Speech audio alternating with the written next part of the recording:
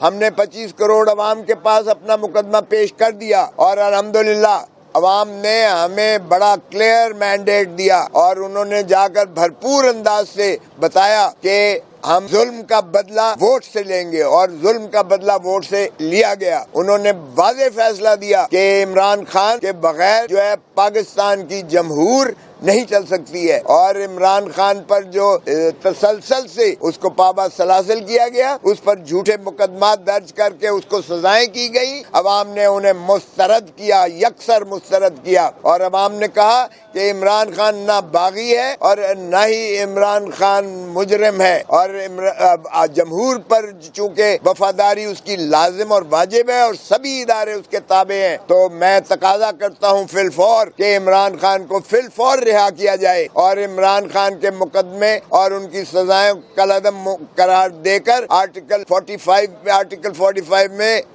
सदर पाकिस्तान उनको फौरन रिहा करें और बसूरत दीगर फौरन उनके मुकदमात लगाए जाएं अपीलें और जिस सूरत से उनको तेजी से उनको गैर आईनी गैर कानूनी तौर पर सजाएं की गई हैं उसी तरह उनको बरी किया जाए। अगर जिले सुबहानी जो को ताज पोशी के लिए लाए गए थे, जिनके ख्वाब 8 फरवरी को चिकनाचूर हो गए, जिनको अवाम ने वाज़ेह तौर पर मुस्तरद किया, अगर उनके मुकदमात इस तरह सुनकर और उनके शवाहिद के बावजूद उनको बरी किया जाता है तो यहाँ इंसाफ का तकाजा ये है कि इमरान खान जिसके वकील को भी इजाज़त नहीं दी गई, जिसका बयान भी नहीं लिखा गया है, जिसको सफाई का मौका भी नहीं दिया गया है, जिसकी बहस भी नहीं सुनी गई है वकीलों की और एक बुलडोज करके जिसको एक सक्सेशन में एक हफ्ते में 3 सजाएं दी गई हैं, वो इंसाफ के ऐवानों पर एक कलंक का ऐसा टीका है जो हयात जो है इस मुल्क की अदालती नज़ायर पर जो है एक कलंक का टीका मुतसव्वर किया जाएगा।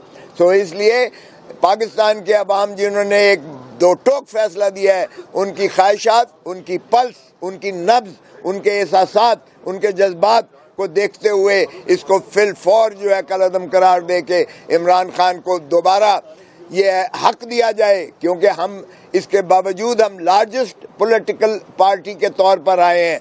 ये कहना कि हम इंडिपेंडेंट है ये शूशा जाने कैसे इन्होंने ईजाद कर लिया। हमने जितने कागजात नामजदगी दिए थे हमने पीटीआई लिखा था, उस पर पीटीआई कभी बैन नहीं हुई, ना ही इलेक्शन कमीशन ये बैन कर सकती है, ना उसे अख्तियार है। ये सिंबल सिर्फ हमारा लिया था। हम तो एक जो है बल्ला लेने गए थे, इन्होंने जहेज का पूरा सामान हमें दे दिया, लेकिन बल्ले का वोट नहीं था, वोट इमरान खान का था, इमरान खान का था। ये वाहिद इलेक्शन है, मैंने 5 दिहाई देखे हैं इलेक्शन, ये वाहिद इलेक्शन है जिसमें वोटर कैंडिडेट को ढूंढ रहा था, जिसमें वोटर की जिद थी कि मैं अपने हकूक पर डाका नहीं डालने दूंगा, जिसने सिंबल के लिए आके हलकान होकर ढूंढता फिर रहा था। मेरा सिंबल के था, हालांकि इलिटरेट जो है हमारी इलिटरेसी रेट 50% है तकरीबन, लेकिन उसको आफरीन है जिसने उसके बावजूद के वो अंग्रेजी का हिंसा था कि उन्होंने भरपूर अंदाज से दिया। और मैं ख्वाजा साद रफीक को भी ये क्रेडिट देता हूँ कि उसने ग्रेस दिखा के जमहूरी रवायात को मलूज रखते हुए उसने अपनी शिकस्त को तस्लीम किया और उसने मुझे फ़ोन पर मुबारकबाद, और मैंने उसे कहा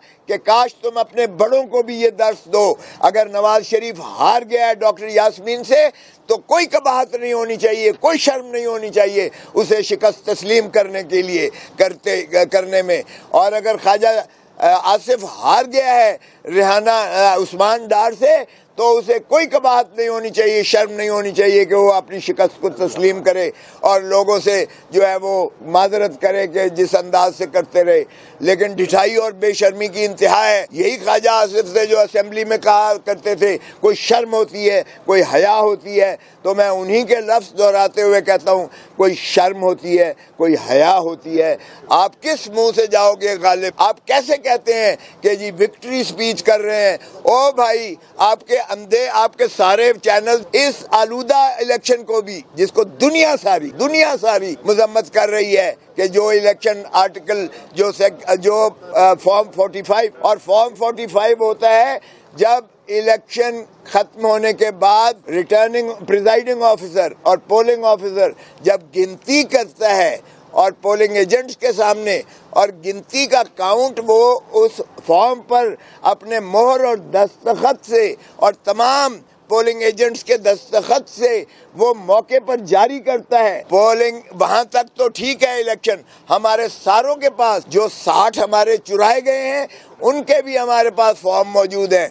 यानी फॉर्म 45 के मुताबिक हमारे 170 लोग जीत रहे हैं, 170 हमारे पीटीआई के जीत रहे हैं।